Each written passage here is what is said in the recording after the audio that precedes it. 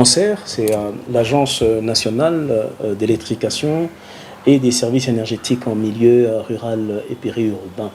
Donc, la mission, c'est clair, c'est la promotion et le financement de l'électrification dans les zones rurales et périurbaines. Comme vous savez, notre pays a un taux d'électrification de manière globale qui ne dépasse pas les 30%, et dans les zones rurales, ça ne dépasse pas 1%.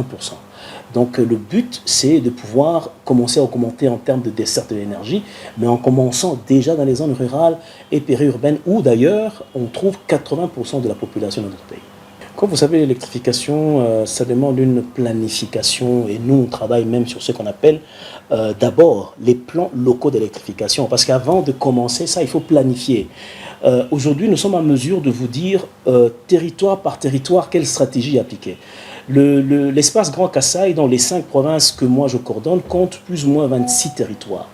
Et on a d'abord commencé par élaborer ces plans locaux d'électrification. Donc je disais tout à l'heure que nous sommes en mesure de vous dire comment électrifier chaque territoire du Grand Kasaï selon ses spécificités. Vous avez un territoire par exemple où il y a un cours d'eau, donc on peut privilégier l'hydroélectricité. Vous avez d'autres territoires où il n'y a pas de cours d'eau, c'est plutôt un bel ensoleillement, on fait du solaire. Vous avez un territoire où il y a beaucoup plus de matières premières pour le biogaz, donc, et tout ça c'est contenu dans des plans. Ça c'est la première chose.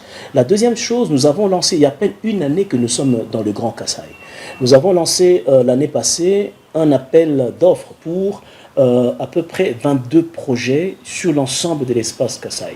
Et l'appel d'offres suit son parcours. Les sociétés ont répondu. Au moment où je vous parle, le Grand Kasaï est un chantier en termes de construction des centrales solaires et hydroélectriques. Donc je pense que je pourrais peut-être après vous montrer peut-être quelques images de la manière dont évoluent les chantiers sur les 5 provinces. Et aujourd'hui, récemment, nous venons maintenant de lancer en fait un grand projet, celui de la centrale hydroélectrique de Mbombo, et je pense qu'avant la fin de l'année, les travaux seront lancés, et au bout de 15-18 mois, nous aurons en tout cas une grande centrale au niveau de la province du Kasaï central qui va desservir la ville de Kananga et ses périphéries. Donc, comme je disais, aujourd'hui, la plupart de nos chantiers, l'évolution des travaux, c'est entre 20 et 70%. La plupart de nos chantiers sur l'ensemble du Grand Kasaï. D'ailleurs, ce matin encore dans notre réunion avec notre staff, c'est sur ça qu'on travaillait, sur l'évolution des travaux et comment est-ce qu'on peut mieux s'équiper pour mieux faire le suivi, l'évaluation et l'évaluation. Vous savez, lorsqu'on a un chantier comme celui-là, nous désignons aussi un ingénieur conseil, un bureau conseil, dont la mission est effectivement de voir la conformité des équipements qui sont amenés par rapport à ce qui est repris dans le cahier des charges et voir effectivement l'évolution des travaux et nous communiquer le vrai tempo d'évolution. Et nous avons aussi au sein d'ANSER, dans chaque pool, une personne en tout cas dont la mission c'est le suivi et l'évaluation, dont les chiffres que nous avons aujourd'hui c'est entre 20 et 70%. Ah non, mais il faut savoir que ANSER en fait travaille à travers des pôles. Moi, je coordonne le pôle Grand Kasaï avec les 5 provinces, mais nous avons des coordonnateurs dans 5 autres pôles. Nous avons le pôle Grand Équateur avec toutes les provinces de l'ancienne configuration. Nous avons un coordonnateur dans le pôle Grand Katanga, le Grand Est, ça veut dire le Nord Kivu, Maniema, Sud Kivu. Nous avons le pôle Grand Ouest où vous avez le Congo central, le Bandundu et les périphéries de Kinshasa. Et dans tous ces 6 pôles, il y a déjà des coordonnateurs, il y a déjà des plans locaux d'électrification, il y a déjà des projets en cours.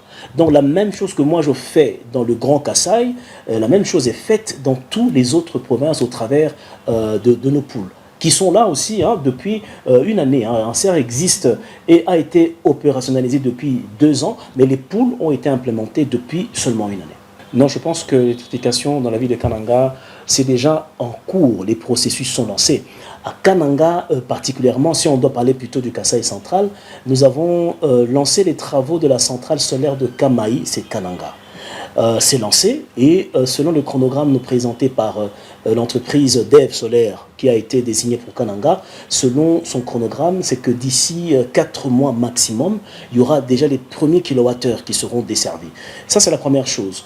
Nous avons lancé Mbombo, les processus Mbombo. Et Mbombo, c'est un grand projet qui amène entre 10 et 12 mégawatts. Donc et là, c'est plus ou moins entre 15 et 18 mois maximum que nous allons desservir les premiers kilowattheures et ça va résoudre beaucoup de problèmes.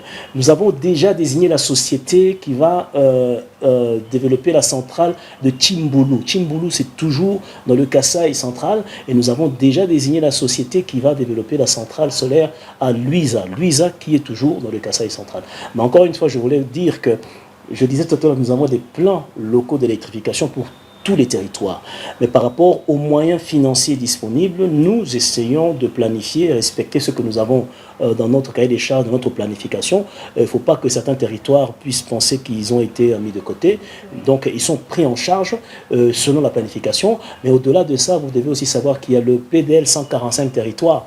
Tous les projets d'électrification repris dans le PDL 145 territoires, c'est Anser qui va les implémenter parce que c'est sa mission. Donc là, c'est à peu près 400 projets, en tout cas déployés sur les 145 territoires de la République. Ça m'étonnerait déjà que les Belges aient prévu qu'on puisse faire un soutirage pour le Kasaï parce que les Belges à l'époque étaient plus intéressés par le développement minier dans le Katanga. C'est ça qui justifiait d'ailleurs la construction du barrage de Inga. Donc c'est vrai qu'il y a une ligne haute tension qui part de Inga jusque dans le Katanga, qui traverse le Kasaï. Et il y a eu ce projet de soutirage. Il y a un espace au niveau du village de Chimbambula où il est possible d'installer un poste de soutirage pour pouvoir soutirer de l'électricité et déployer sur la ville de Kananga. Mais maintenant, il faut dire que le coût de ce projet de soutirage a été estimé à plus ou moins 300 millions de dollars. Alors, pour une période de 3-4 ans. Maintenant, nous, on considère par rapport à notre philosophie, à nous en tant qu'Anser, nous développons les zones rurales, territoire par territoire. Nous pensons que les solutions décentralisées sont les meilleures. 300 millions de dollars, si on les a dans le Kasaï central, on peut les dispatcher 60 millions de dollars par territoire parce que le Kasaï central, par exemple, a 5 territoires.